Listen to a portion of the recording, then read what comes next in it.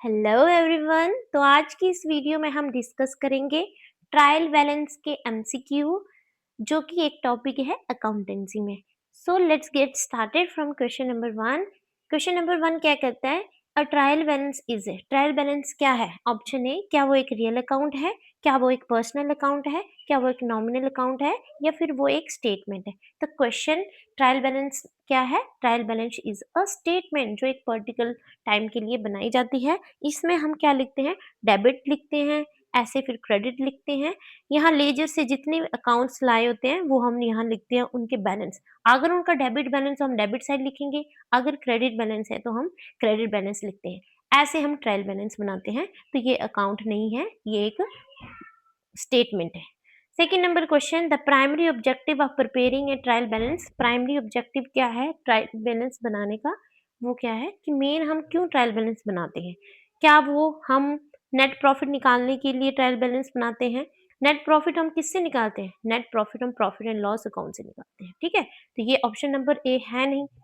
Option number B क्या कहता है? To check the arithmetical accuracy of ledger accounts. देखो, जर्नल के बाद हम क्या बनाते हैं? जर्नल के बाद हम बनाते हैं लेजर्स। लेजर में क्या होता है? डिफरेंट काइंड ऑफ अकाउंट्स होते हैं। तो उन अकाउंट्स में कोई हमसे कोई गलती ना हो गई, प्लस माइनस जो ऑपरेशन करते हैं हम लगाते हैं, इनमें कोई गलती नहीं हुई है। जो ड्यूल एस्पेक्ट होता है, मान ले हर एक डेबिट के लिए there must be a credit. हमने डेबिट तो एंट्री कर दी, लेकिन क्रेडिट उसकी एंट्री रिकॉर्ड ही नहीं करी। तो ये सब एरर चेक करने के लिए हम क्या करते हैं? हम ट्रायल बैलेंस बनाते हैं।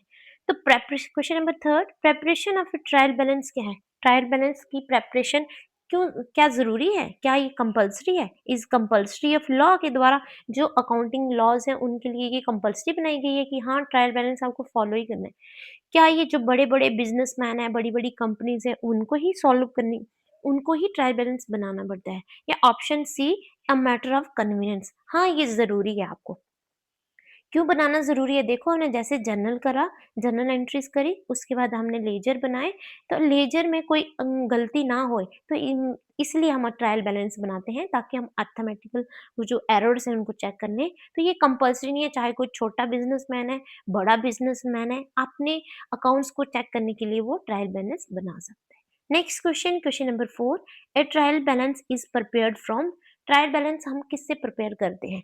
तो क्या हम जर्नल एंट्री से ट्रायल बैलेंस प्रिपेयर करते हैं? क्या हम सब्सिडियरी बुक से ट्रायल बैलेंस प्रिपेयर करते हैं? क्या हम लेजर अकाउंट से प्रिपेयर करते हैं? क्या हम फाइनेंशियल स्टेटमेंट से तो करेक्ट ऑप्शन क्या है? हम लेजर से बनाते हैं। तो आपको पता ही होगा, सबसे पहले हम जर्नल एंट्रीज करते हैं, उसके बाद हम लेजर बनाते हैं। लेजर में डिफरेंट डिफरेंट काइंड्स के अकाउंट्स होते हैं, उन अकाउंट्स के हम बैलेंस लेके ट्रायल बैलेंस बनाते हैं। तो बेसिक क्या बना ट्रायल बैलेंस बनाने के लिए? Ledger accounts. Question number 5, which of the following usually has a debit balance. तो मैं आपको कुछ चीज़ें बता देती हूँ। जैसे जितने भी हमारे एसेट्स होते हैं, जितने भी हमारे एक्सपेंस होते हैं, जितने भी हमारे लॉस होते हैं, और जितनी हमारी ड्राइंग्स होती हैं, इनका कौन सा बैलेंस होता है? इनका बैलेंस होता है डेबिट बैलेंस। और साथ में जो लायबिलिटी है, कैपिटल है, या फिर हमने कोई इनकम गेन करी है, या कोई रेवेन्यू जनरेट हुआ है, इन सब का बैलेंस क्या होता है? इन सब का बैलेंस होता है क्रेडिट। ये आपको याद रखना है। अब क्वेश्चन देखते हैं हम, क्वेश्चन में क्या बोला गया है कि हमें इन सब में से डेबिट बैलेंस किसका है? तो क्रेडिटर्स क्या होते हैं? ऑप्शन ए, क्रेडिटर्स हमारे होते हैं, ये हमारी लायबिलिटी है, तो लायबिलिटी का हमेशा क्रेडिट बैलेंस होता है। परचेज रिटर्न, देखो परचेज जो होती है, परचेज हमने कुछ चीज़ परचेज, वो डेबिट, उसका बैलेंस डेबिट होता है। परचेज रिटर्न मतलब कोई चीज़ डिफेक्टिव आ गई तो हम उसको वापस कर देते हैं, तो इससे परचेज कम हो जाती है, तो जिससे हम इसको क्रेडिट बैलेंस में लिखते हैं। तो परचेज रिटर्न क्रेडिट बैलेंस है। आउटस्टैंडिंग रेंट ये हमारी लायबिलिटी है, इसका भी क्रेडिट बैलेंस है। सेल्स रिटर्न का होता है डेबिट बैलेंस। देखो, सेल्स हम, ये हमारे लिए इनकम होती है, तो हम सेल्स जब हुई तो इसको हम डेबिट क्रेडिट करते हैं। जैसे ही कुछ डिफेक्टिव सामान हो गया तो हम सेल वापस कर देते हैं। हम हमारे पास कुछ सेल का जो सेल्स रिटर्न वापस आ जाती है, उसको बोलते हैं सेल्स रिटर्न। जो सामान कुछ डिफेक्टिव निकल गया, मैंने सेल करी, तो वो जो कस्टमर है वो वापस दे देते हैं। तो उसका कौन-सा बैलेंस होता है? उसका होता है डेबिट बैलेंस। तो क्वेश्चन में क्या पूछा था कि डेबिट बैलेंस कौन-सा है इसमें से? तो option D is the correct one. Next question, which of the following usually has a credit balance. तो मैंने आपको बताया क्रेडिट बैलेंस किस-किस का होता है, डेबिट बैलेंस किस-किस का होता है। आइए देख चेक करते हैं। मशीनरी ये एसेट्स है, तो इसका डेबिट बैलेंस होता है। बैंक ओवरड्राफ्ट ये होती है लायबिलिटी, और लायबिलिटी का हमेशा ही कौन सा बैलेंस होता है, हमेशा ही क्रेडिट बैलेंस होता है। तो option B is the correct one. Next question, question number 7, if adjusted purchases appears in the trial balance then. देखो एडजस्टेड परचेज क्या होता है, मैंने आपको बताया परचेज किस में आता है, परचेज आता है हमारा डेबिट साइड में, ठीक है। तो अगर एडजस्टेड परचेज ट्रायल बैलेंस में लिखी हुई है तो इसका क्या मतलब है, क्वेश्चन ये पूछ रहा है, इसका क्या मतलब है। Opening stock will also appear, क्या इसमें ओपनिंग स्टॉक दिखाया जाएगा अगर एडजस्टेड परचेज लिखी है। Closing stock will appear inside the trial balance. तो करेक्ट ऑप्शन क्या है, बी। कहता क्या है कि जब भी हमने अगर ट्रायल बैलेंस बनाया उसमें परचेज नहीं लिखी है, सिर्फ हमने एडजस्टेड परचेज लिखी है, तो इसका मतलब ये होता है कि एडजस्टेड परचेज में जो जो हमारा लास्ट जो स्टॉक है वो उसमें इंक्लूड होता है, यानी कि जो हमारा क्लोजिंग स्टॉक है उसमें इंक्लूड होता है। जैसे इसमें एक्सप्लेनेशन भी है, एडजस्टेड परचेज क्या होती है, ओपनिंग स्टॉक में हमारे जो परचेजेस है उसको प्लस कर देते हैं और माइनस कर देते हैं क्लोजिंग स्टॉक में। तो अगर ये चीज ट्रायल बैलेंस में लिखी है, इसका ये मतलब है कि yes, closing stock is included in the trial balance. Next question, rent outstanding is a dash balance. Rent क्या है हमारा, रेंट मैंने रेंट पे करना है और वो आउटस्टैंडिंग हो गया, ड्यू होता जा रहा है, तो मेरे ऊपर वो बढ़ता जा रहा है, ठीक है रेंट। तो ये मेरी लाइबिलिटी होती है, लाइबिलिटी की हमेशा ही कौन सा बैलेंस होता है, क्रेडिट बैलेंस होता है। तो option B is the correct one.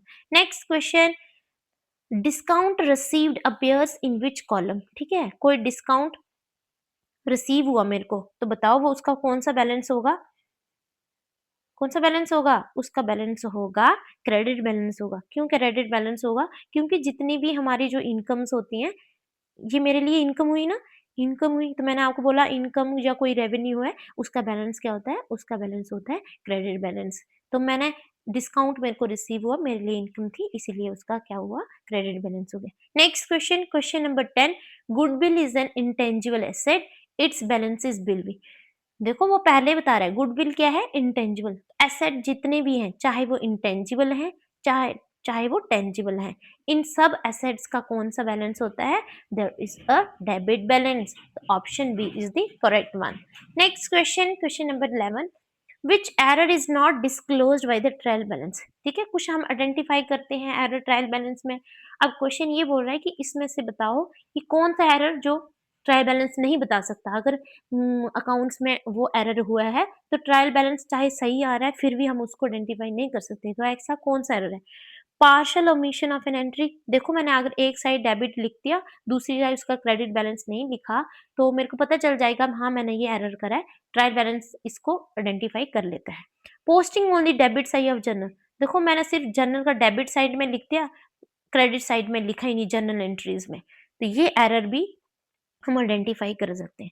लेकिन जो एरर ऑफ प्रिंसिपल है, प्रिंसिपल मतलब अकाउंटिंग प्रिंसिपल के जो एरर्स हैं, मैंने उसमें ही गलती कर दी, तो ये एरर ट्रायल बैलेंस नहीं निकाल सकता। ठीक है, एरर ऑफ प्रिंसिपल क्या होते हैं कि मान लो कि जो मैंने वो जो हमारी एसेट की डेफिनेशन होती है कि एसेट्स कौन कौन से होते हैं, फर्नीचर हमारा एसेट्स है या फिर कैश हमारा एसेट्स है, तो इसको मैंने मिस कर दिया, मैंने फर्नीचर को क्या लिख दिया, फर्नीचर की मैंने एंट्री किसमें कर दी, मैंने एक्सपेंस में कर दी।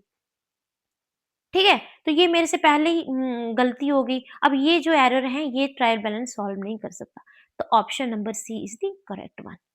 Next question, question number 12, buying furniture for cash but debiting the purchase account is an, कौन सा एरर हो गया।